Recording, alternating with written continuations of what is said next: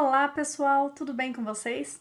Tô gravando esse vídeo hoje para falar rapidinho do novo CPC e do valor da causa.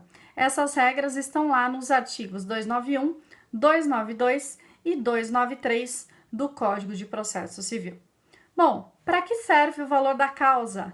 O valor da causa é requisito obrigatório da petição inicial e ele deve seguir algumas regras. Por que o valor da causa é importante? Ele serve de base de cálculo para fixação das custas processuais e da condenação dos honorários advocatícios.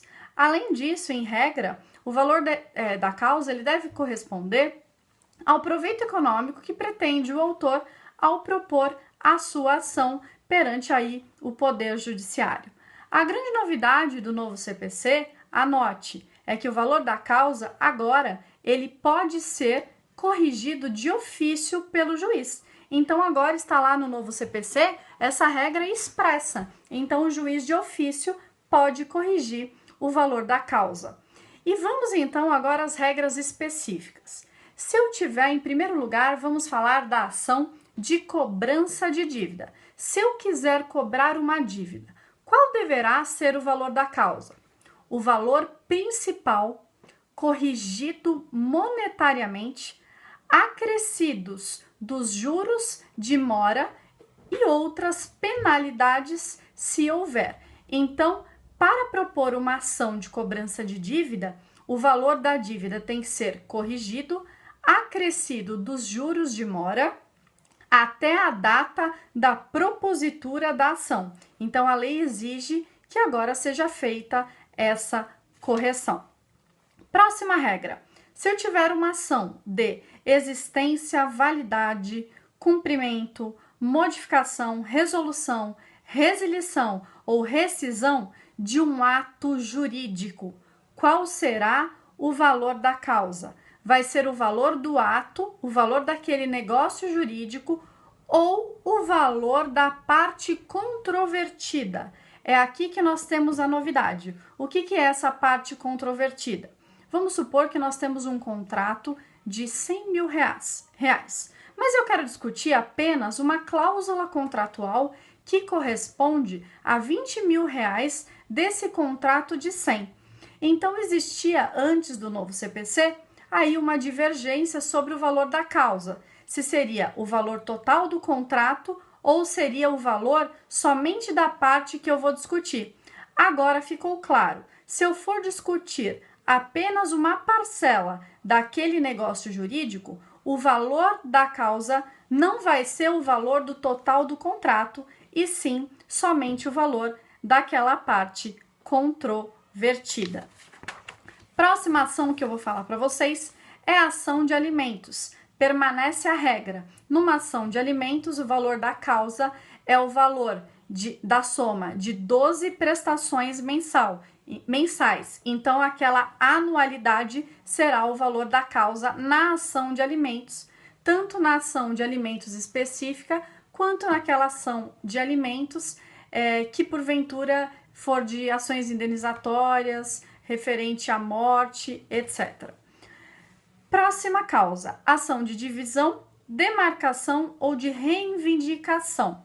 O novo código diz que, nesses casos, o valor da causa deve ser o da avaliação da área ou do bem. No código antigo, ele dizia o valor venal, mas nós sabemos que nem sempre o valor venal corresponde àquele valor de mercado. Agora, o novo CPC fala que tem que ser o valor da avaliação da área ou daquele bem que vai ser discutido numa ação de divisão, demarcação ou reivindicação. A próxima ação é a ação indenizatória.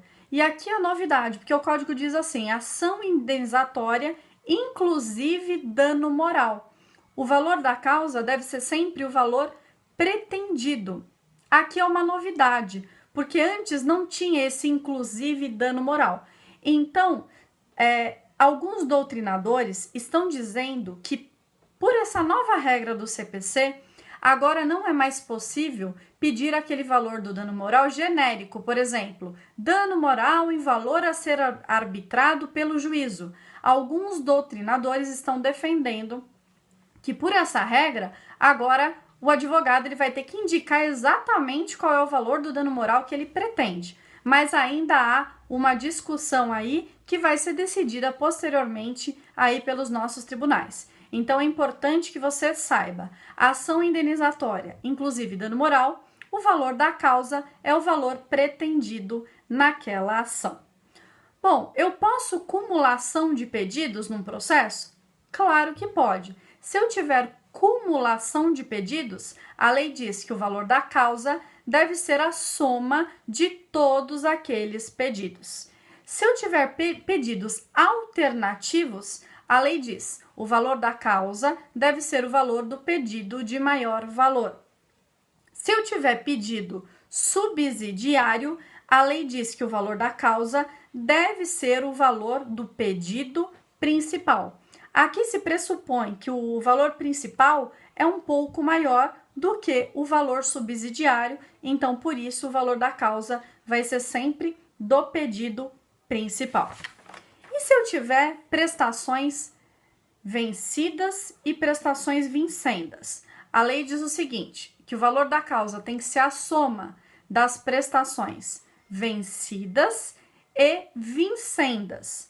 Agora, se for uma ação em que as prestações vincendas elas vão ser maior do que 12, então a lei diz, o limite vai ser 12. Então, eu tenho lá, numa ação de cobrança de condomínio, 5 prestações vencidas, a soma delas, e mais 12 prestações, uma anualidade de vincendas. Então, vai ser as vencidas mais o valor de 12 vincendas, que ainda vão vencer.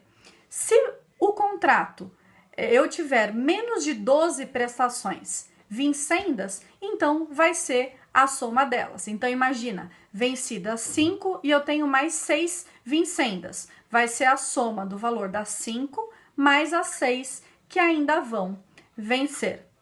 Eu espero que você tenha gostado desse vídeo. Estude bastante, como diz uma amiga minha, Tati, não é para estudar de qualquer jeito, é para estudar com força. Se você ainda não está inscrito no meu canal, se inscreva e qualquer dúvida que você tiver, coloque aí nos comentários que eu vou respondendo aí aos pouquinhos. Eu espero que você tenha gostado desse vídeo, dessas dicas, um grande beijo e até o próximo vídeo. Tchau, tchau!